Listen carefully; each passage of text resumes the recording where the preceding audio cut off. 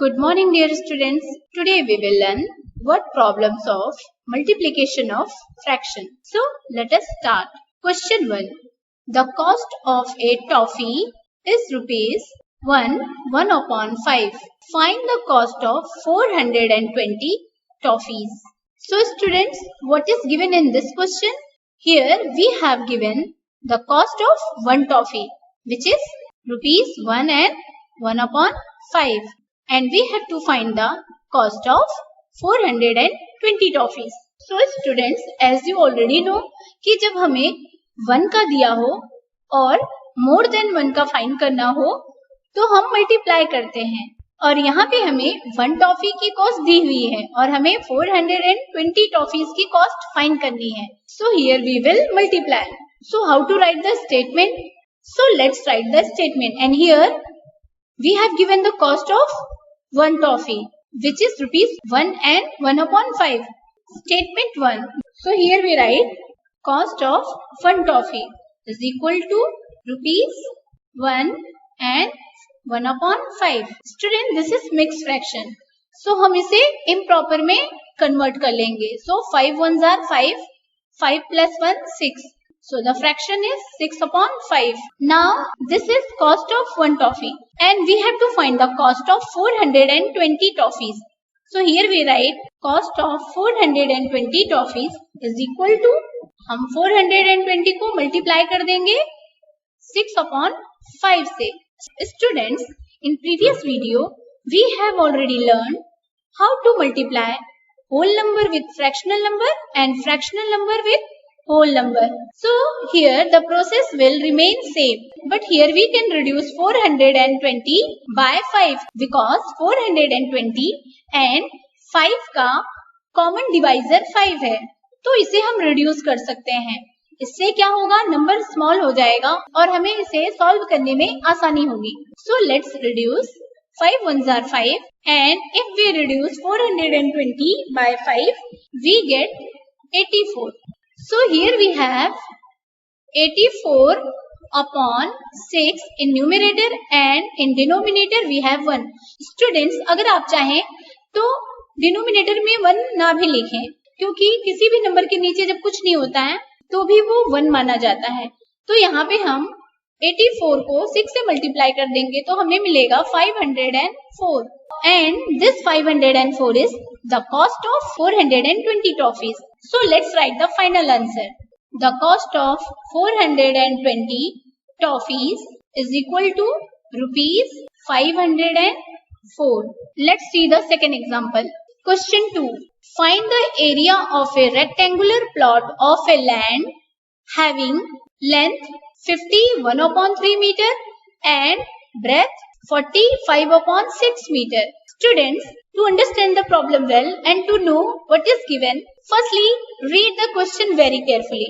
So what is given in this question? In this question we have given length and breadth of rectangular plot. तो पहले ये समझते हैं rectangular होता क्या है. रेक्टेंगुलर जिसकी अपोजिट साइड इक्वल होती है उस चीज को रेक्टेंगुलर शेप कहते हैं.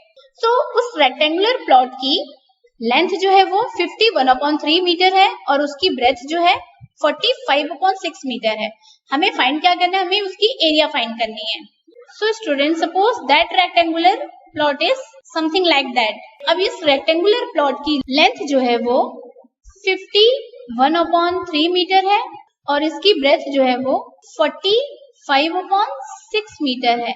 हमें इसकी एरिया फाइंड करनी है. एरिया यानी इसके अंदर का ये जो बॉर्डर लाइन बनी है इसके इनसाइड का पार्ट, ये हमें उसकी एरिया फाइंड करनी है. तो what is the area of rectangle? Area of rectangle is equal to length multiplied by breadth. So let's start solving the first statement. Length of rectangular plot is equal to 51 upon 3 meter. Student, as we know 51 upon 3 is a mixed fraction, तो इसे हम यहीं पे improper fraction में convert कर लेंगे और उसके लिए हम 3 को 50 से multiply करेंगे और 1 को उसमें plus कर देंगे. So the fraction is 151 upon 3 meter. Now let's write the second statement. Breadth of rectangular plot is equal to 45 upon 6 metre. तो इसे भी हम इम्प्रॉपर फ्रैक्शन में कन्वर्ट कर लेंगे। तो हमें मिलेगा 245 अपॉन 6 मीटर। स्टूडेंट, अब हमें इसकी एरिया फाइंड करनी है और एरिया फाइंड करने का फॉर्मूला है लेंथ इंटू ब्रेथ, और हमारे पास लेंथ भी है और ब्रेथ भी है। Therefore area of rectangular plot is equal to length multiplied by breadth. तो लेंथ हमारे पास है 151 अपॉन 3 मीटर और ब्रेथ है 245 upon 6 metre. Student, as we know, यहाँ पर हम न्यूमरेटर को न्यूमरेटर से मल्टीप्लाई करेंगे और डिनोमिनेटर को डिनोमिनेटर से। बट मल्टीप्लाई करने के पहले हम ये चेक कर लेंगे क्या कोई न्यूमरेटर और डिनोमिनेटर कॉमन डिवाइजर से डिवाइड हो रहा है, और अगर डिवाइड हो रहा है तो हम उसे रिड्यूस करके स्मॉलेस्ट फ्रैक्शन में कन्वर्ट कर देंगे, जिससे कैलकुलेशन सिंपल हो जाएगी। But here we cannot divide any numerator and denominator by common divisor. तो हम क्या करेंगे, हम 151 को 245 से मल्टीप्लाई कर देंगे और डिनोमिनेटर जो कि 3 और 6 है उसे भी मल्टीप्लाई कर देंगे। And if we multiply 151 by 245 we get 36,995 upon 3 6 are 18. Students, here 36,995 upon 18 is an improper fraction. तो हम इसे मिक्स फ्रैक्शन में कन्वर्ट कर लेंगे और उसके लिए हम 36,995 को 18 से डिवाइड कर देंगे। तो हमें मिलेगा 2055 whole number and 5 upon 18 as a fractional number. So students, यहाँ पर 2055 and 5 upon 18 meter rectangular plot की एरिया है। Now we can write the final answer. The area of rectangular plot is equal to 2055 and 5 upon 18 meter. Now let's take one more example. There are 6,400 students in a college.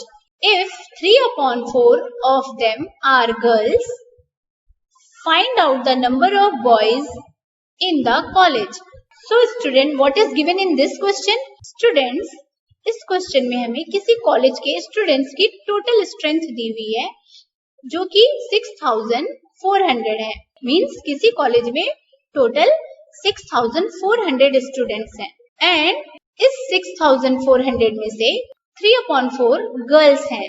Here we have given the fraction of girls और हमें find क्या करना है? हमें find करना है number of boys. Boys की strength number में फाइंड करनी है। तो स्टूडेंट, सबसे पहले हम गर्ल्स की स्ट्रेंथ को नंबर में फाइंड आउट कर लेंगे। तो उसके लिए सबसे पहले हमें 6,400 में से कितनी गर्ल्स हैं ये पता करना पड़ेगा। सो let's start solving.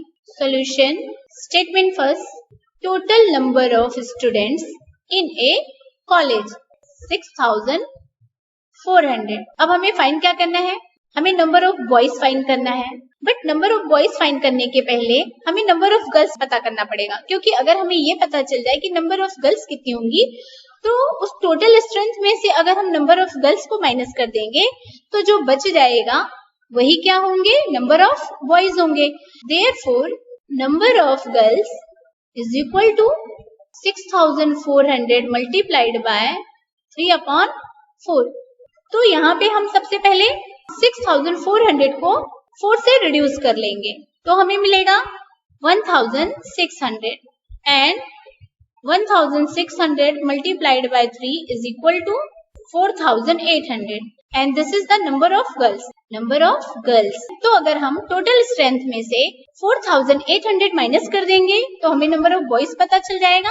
6,400 minus 4,800 and we get 1,600 and this 1,600 is number of boys in college. Number of boys in college. So student, है ना आसान? So इसी तरह से हम multiplication के word problem solve कर सकते हैं। I hope your concept is clear. Now let's do some practice and your questions are here. So pause your video and please solve it and we'll meet in next video. Till then, thank you. Bye bye. Take care.